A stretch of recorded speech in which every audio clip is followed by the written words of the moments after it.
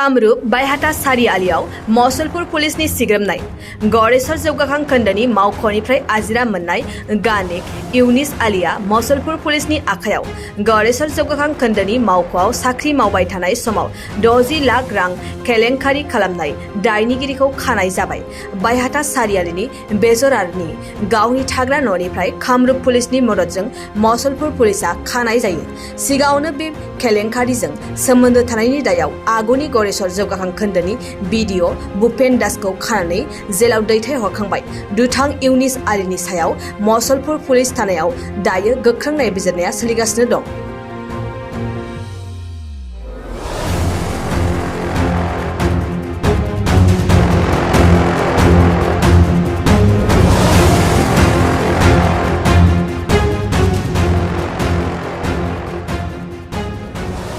कामरूप बायहाटा सारिआलियाव मसलपुर पुलिसनि सिग्रोमनाय गड़ेश्वर जौगाखां खोन्दोनि मावख'निफ्राय आजिरा मोननाय गानिक इउनिस आलिया मसलपुर पुलिसनि आखायाव गड़ेश्वर जौगाखां खोन्दोनि मावख'आव साख्रि मावबाय थानाय समाव 60 लाख रां केलेंकारि खालामनाय दायनिगिरिखौ खानाय जाबाय।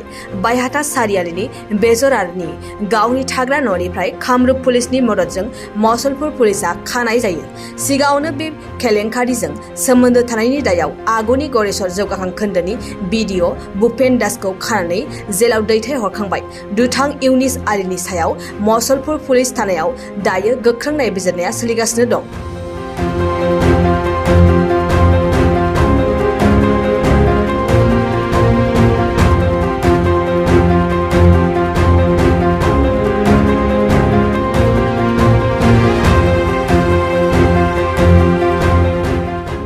नोंथाङा सरकारि साख्रि नागिरदोंना? नोंथांनि थाखाय मोनसे गोजोनथाव खौरां। नोंथांनि थाखाय दं एडुकेट पइन्ट, जेराव नोंथाङा सोलोंथाइ लानायनि गेजेरजों सरकारि साख्रिनि गुबुन गुबुन रोखोमनि गोब्राब आनजादफोरखौ उथ्रिसारनो हागोन आरो गावनि आथिङाव गसंथानो हागोन। बे एडुकेट पइन्टआव नोंथांमोना SSC, bank PO, bank clerk, bank एसअ, UPSC, FSC, defence, railway, state insurance, एएअ, एडिअ एसिस्टेन्टजों लोगोसे स्टेट लेभेल जब आरो माखासे सरकारि साख्रिनि आनजादाव गोनांथि जानाय आयदाफोराव सोलोंथाइ लानो हागोन।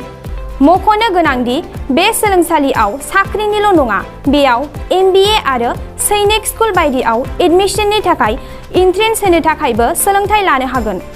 बे सोलोंसालियाव गाहाम थाखो खथानि सुबिदा दं आरो सम मथे नोंथांनि सोलोंथाइखौ बे सोलोंसालियाव होनाय जागोन। बेखौबो मिथिनांगोन दि बे एडुकेट पइन्टआव सोलोंथाइ लानानै बावैसो 2021-22 इं मायथाइनि एसएससि जिडिनि आनजादाव गासै 11 सा सोलोंसाफोरा उथ्रिसारनो हादों। बारा नङा, गासै 15,000 रांजोंनो नोंथाङा बे सोलोंसालियाव 6 दानसिम सोलोंथाइखौ लानो हागोन। बे सोलोंसालिया क'क्राझार, बरपेटा रड, गलपारा आरो बङाइगावआवबो दं। क'क्राझाराव सोलोंथाइ लानो गोसो गुदुं जानाय सुबुंफोरा 70020261333 9101 536360 70020261333 9101536360